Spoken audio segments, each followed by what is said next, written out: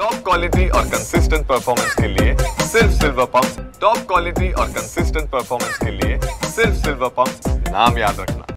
नगर विकास विभागाच्या माध्यमातून आज इथं यशदामध्ये 2 दिवसाची कार्यशाळा परिषदच आपण म्हणू याचं आयोजन झालेलं आहे आणि मुख्यमंत्री महोदय स्वतः या ठिकाणी महापालिकेचे आयुक्त आणि मुख्याधिकारी नगरपालिकांचे यांच्याशी हे स्वतः इंटरॅक्शन करणार आहेत आणि प्रत्येक महापालिका प्रत्येक नगरपालिका या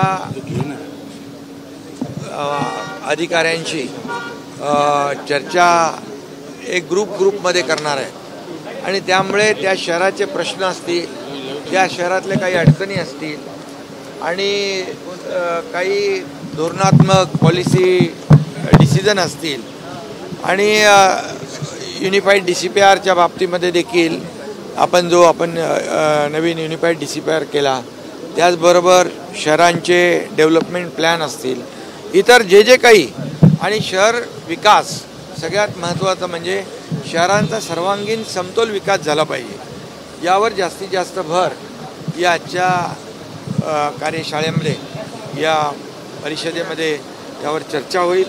अनेक अधिकारी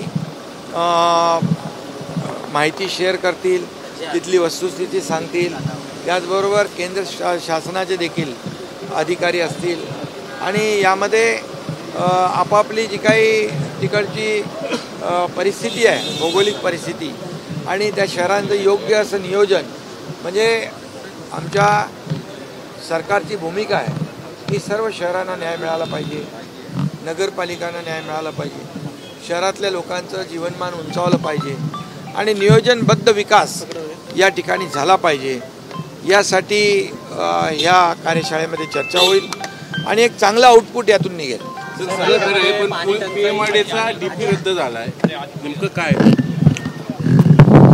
PMRDचा DP रद्द झालाय, आपल्या कार्यकाळात तो झाला होता, नंतर नाही, त्याच्यामध्ये काही त्रुटी आहेत, काही ऑब्जेक्शन आलेले आहेत, त्यामुळे डेव्हलपमेंट प्लॅन हा त्या शहरातल्या त्या भागातल्या नागरिकांच्या हितासाठी झाला पाहिजे आणि त्यामुळे ज्या काही त्रुटी असतील त्या दूर करून व्यवस्थित नियोजित शहर कसं होईल यासाठी आपण निर्णय घेऊ।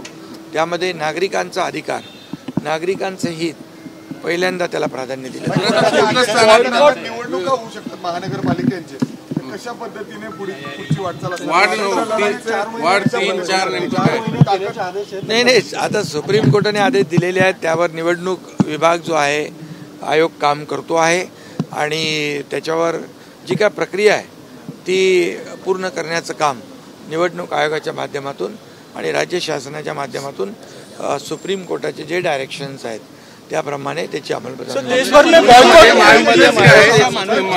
राष्ट्रवादीला 3 प्रभाग हवेत, शिवसेनेला 4, भाजपला 4, हेच मतभेद नाही। आता सुप्रीम कोर्टाचे आदेश आहेत की 2022 पूर्वीची जी परिस्थिती आहे त्याप्रमाणे निवडणुका झाल्या पाहिजे, त्याप्रमाणे जे काय आदेश आहेत सुप्रीम कोर्टाचे ते पालन केले। महायुतीमध्ये आम्ही लोकसभा लढलो, विधानसभा लढलो, विधानसभा जिंकल्या, लँडस्लाईड मॅन्डेट मिळालं, आता आमची जिम्मेदारी आणखी वाढलेली आहे, त्यामुळे येणाऱ्या स्थानिक स्वराज्य संस्थांच्या निवडणुका पण महायुती लढेल आणि महायुती जिंकेल। देश भर में बॉयकॉट तुर्की के ट्रेंड चल रहे हैं, उसको लेकर आप क्या कैसे पुणे में सफरचंद व्यापारी को धमकी भी आई पाकिस्तान। हाँ, पाकिस्तान। खरं म्हणजे तुर्कस्तानवरून जे काही सफरचंद असतील, मार्बल असतील, राजस्थानमध्ये पण मार्बलवर बहिष्कार घातलाय, पुण्यातल्या व्यापाऱ्यांनी सफरचंदावर घातलाय। मी या सर्व व्यापाऱ्यांचं अभिनंदन करतो। हे खरं म्हणजे देशभक्तीचं लक्षण आहे, कारण तुर्कस्तानने पाकिस्तानला सपोर्ट केला आणि म्हणून अशा प्रकारे ज्या पाकिस्तानने आपल्या निरपराध लोकांचा बळी घेतला आणि एवढं मोठं सगळं जे काही आपल्या देशाच्या विरोधात त्यांनी कारस्थान केलं, त्यांना पाठिंबा देण्याचं पाप तुर्कस्तानने केलं। त्यामुळे तुर्कस्तानवर बायकॉट केला पाहिजे, बहिष्कार घातला पाहिजे आणि ज्यांनी ज्यांनी ही भूमिका घेतली त्यांचं मी स्वागत करतो. त्यांना धमकीचे फोन येत आहेत पाकिस्तानात. ते त्यांना धमकीचे फोन येत आहेत. त्यांच्या केसालाही धक्का लागणार नाही. आमची पोलीस यंत्रणा सक्षम आहे आणि हे जे देश बघतायत त्यांना कुठेही आच येऊ देणार नाही. आमची महाराष्ट्राची पोलीस जी आहे, हे पोलीस आणि गृह विभाग हे सगळं अलर्ट. आमच्या 2 बैठका देखील झालेल्या आहेत, army, navy, air force, civil defence आणि पोलिसांच्या बरोबर पण. त्यामुळे सगळ्या बाजूने आम्ही तयार आहोत. तुर्कस्तान को बाइकआउट किया है, पुणे के व्यापारियों ने, राजस्थान में भी व्यापारियों ने मार्बल में बहिष्कार डाला है, इधर एप्पल पे बहिष्कार डाला है. मैं इनका स्वागत करता हूँ.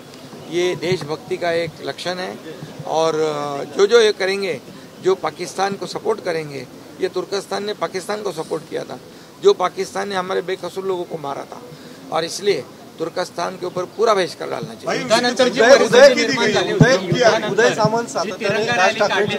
तिरंगा रॅली जी आहे, राज ठाकरेची भेट घेतली. तिरंगा रॅली कालही काढली, उद्याही निघेल, आजही निघेल. या ठिकाणी पूर्ण राज्यभर आपल्या सैनिक, भारतीय लष्कराच्या, आर्मी, नेव्ही, एअरफोर्स या सर्वांच्या शौर्याला सलाम करण्यासाठी ही तिरंगा रॅली काढली आहे.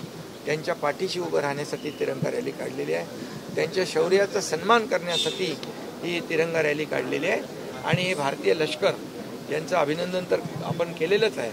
पुन्हा एकदा मी अभिनंदन करतो. आणि या लष्कराच्या पाठीशी उभे राहिलेले आणि एक ठोस असा निर्णय घेतलेले धाडसी प्रधानमंत्री नरेंद्र मोदीजी यांचं पण मी अभिनंदन करतो. कारण आतापर्यंत कधी पाकिस्तानला अशा प्रकारचं उत्तर मिळालं नव्हतं.